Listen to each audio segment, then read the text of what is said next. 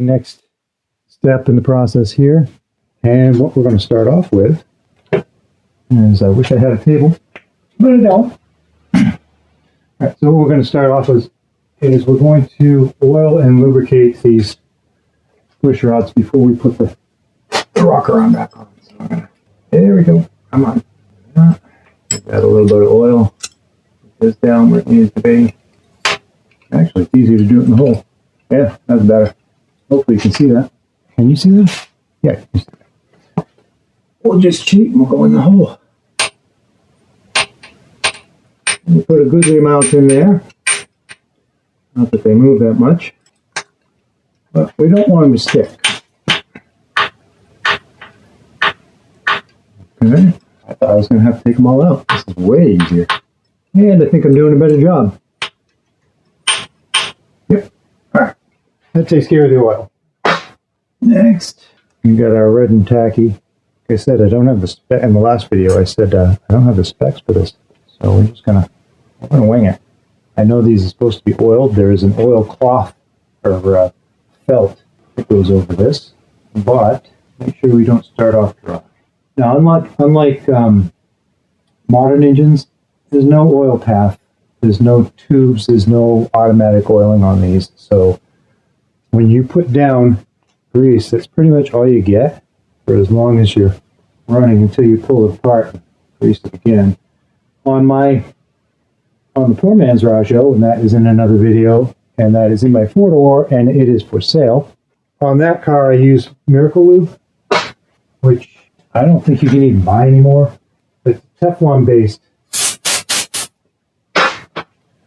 washing my fingers off here so I can get the next part. I don't think you can buy it anymore, but maybe you can.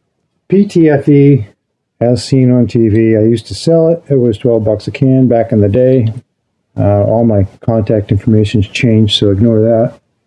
But yeah, that's what I use on my own car. I just, and I don't have to take it apart to do that. All right, now on this one, what I'm going to do is I'm going to move these over, and I'm going to grease that shaft. And I'm going to grease that shaft. Let's get you set up. Let's get you set up over here for a minute. Maybe I can do it on here, but I want to make sure that this is well greased so that we don't have any wear. Obviously, that's why you grease things, right? Can you see what I'm doing? The shaft might move, so let's put some there. Definitely going to move there. Filming this stuff while working is not easy. Now I got to go this way, and I got to go this way. Apparently, I got to get that. Apparently, I got to get that little groove there lined up with the hole, or the bolt won't go in. I'm going to keep doing this. I'm not going to make you sit there and suffer through that, so I'll cut here and we'll go back to putting it on. Okay, we had a little bit of a sticky issue on one of them. See if we can get it to go on. There. So these came with these little washers. Put them on. We got our bolts. Put them on. Nuts. Sorry.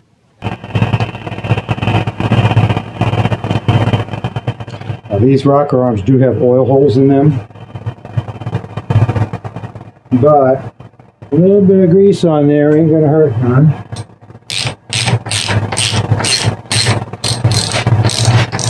Make sure that's going down. Yep.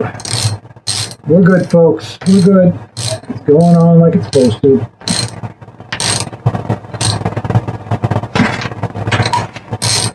And right on, perfect.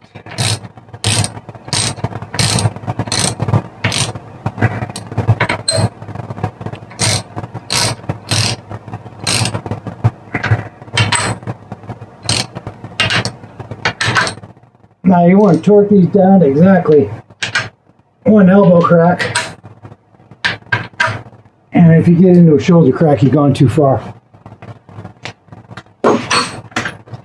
For those looking for technical information, that's 1170 toe pounds to set these at 10 thousandths valve lash. Apparently the grease took up a little bit of the room because I already did that one.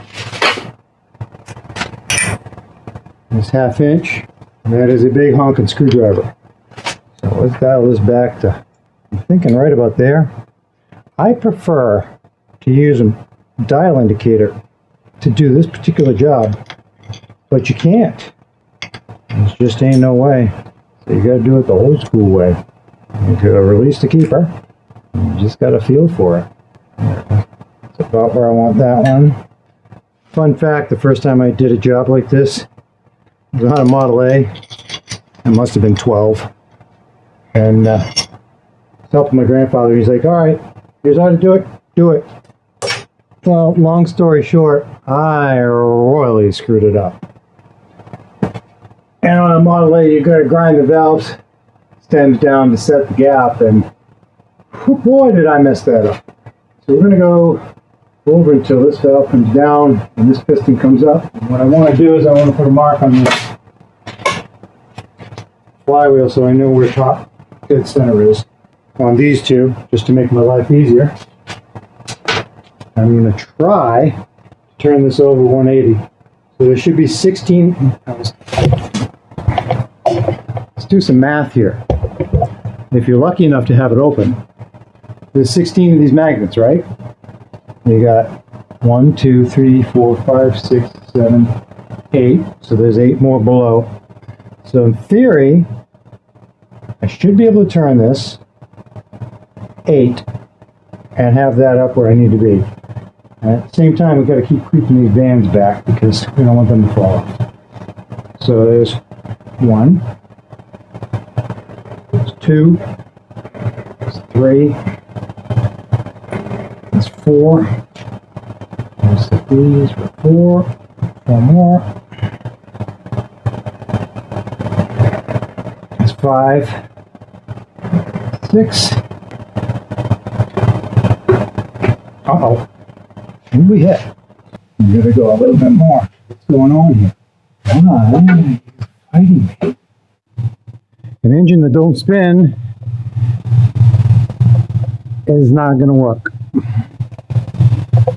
So I figured Milwaukee's a little big, and I remembered this company, Jessa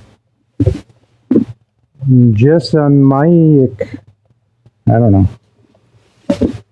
sent me a new tool, so I figured to take a look at it. And look at that. Half inch, I think. Yep, half inch. But look at the size difference between that and the Milwaukee. We're going to try it. Why not, right? See if the batteries are charged. What's in here? Oh. Oh. Oh. O'Reilly's. This comes with sockets. Shiny sockets. Communist shiny sockets. Okay, those aren't going to work for us. 17 communist measurements. And MMs. The batteries are pretty big. Oh, it's got a thingy on it. Oh, nice. Comes with 2 batteries. This is starting to look like it's okay. Comes with a little belt clippy thing, an O-ring. What else is in there? Bunch of O-rings. I don't know why we need all those O-rings. Put them in with the communist sockets. What is MM anyway? 17 MMs. 17 Mighty Mouses. Alright, let's get ripping into this thing. Give my camera a little power. Hopefully this doesn't fall over on me. Oh, it's got a light. Nice. Actually, this is pretty nice. This is pretty nice. It's not, I mean, it's not really heavy either. I mean, you know it's in your hand, but the Milwaukee one, a beast. So we put a counterbalance crankshaft in this, if I remember right. If you want to go back, there's another video. Always has been video. While I'm lining them up out here. I'm lining all these bolts up on the arm here, but they're all going to fly off in a second. I'm going to have to tap this off because I glued it. I glued it really well. Now we gotta break the glue. I swear I designed this to be open. Alright. That my stuff leaks. Because it don't. What is it hitting? I'd like to keep going over upside down, but I don't know if I dare.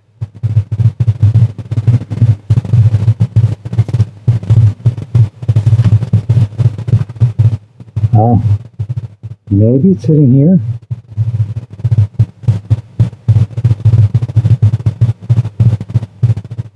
You know something?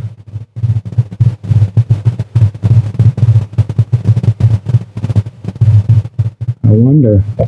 Sorry. You know something? I wonder if it's hitting this bolt, because I can feel this piece right here on the next one. It's right there. See if I can get you a view, and then I can look at it later. What do you think? Do you think that's it? I think we gotta keep moving. Not had this happen before.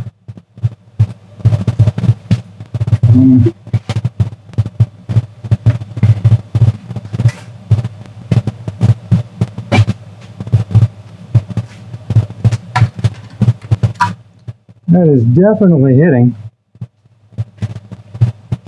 I don't have the view you had.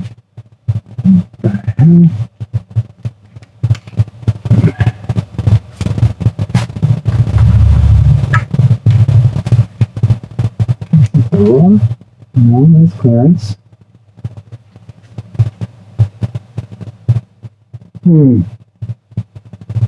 Okay. We got issues.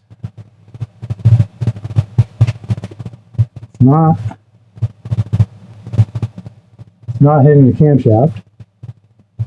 Plenty of room on the camshaft, which I have actually had that happen before, where it was hitting the camshaft. This is not. This is hitting the... What on earth? Gotta be it, right?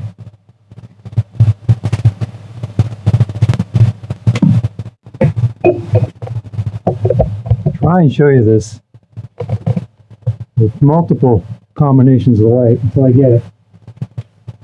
When I get it, I'll show you on camera. Right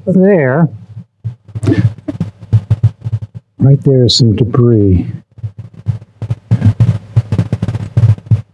and a scratch on the crankshaft, so it's hitting this. It's hitting the horseshoe. And it shouldn't hit the horseshoe. I don't know if you can see that or not. Let me try this light. Maybe this one's better. Maybe not.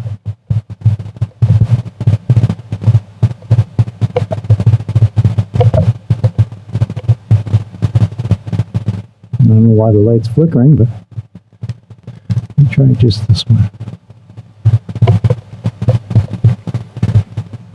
Let's see if you can see that. Right there.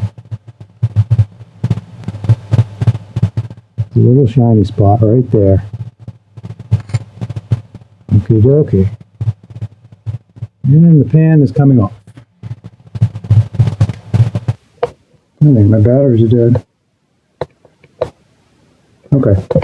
Right here. That's it. That's where it hit. And it was hitting... Where's the mark? There it is right there. It was hitting right here, which means what I really need to do is to cut that out. I'm going to try and find a different pan. I don't want to do a half-assed job here. So I will look for another pan. And we'll use this one on something else that doesn't have a scat crank in it. Hate wasting gaskets, but here we are. See, things have gone sideways. heads off all of it. It hit the pan. I don't know if I got this footage yet, but you can see over here, the crankshaft hit the pan. Where's my hand? There we go. So, while that drama was going on, we got another engine in.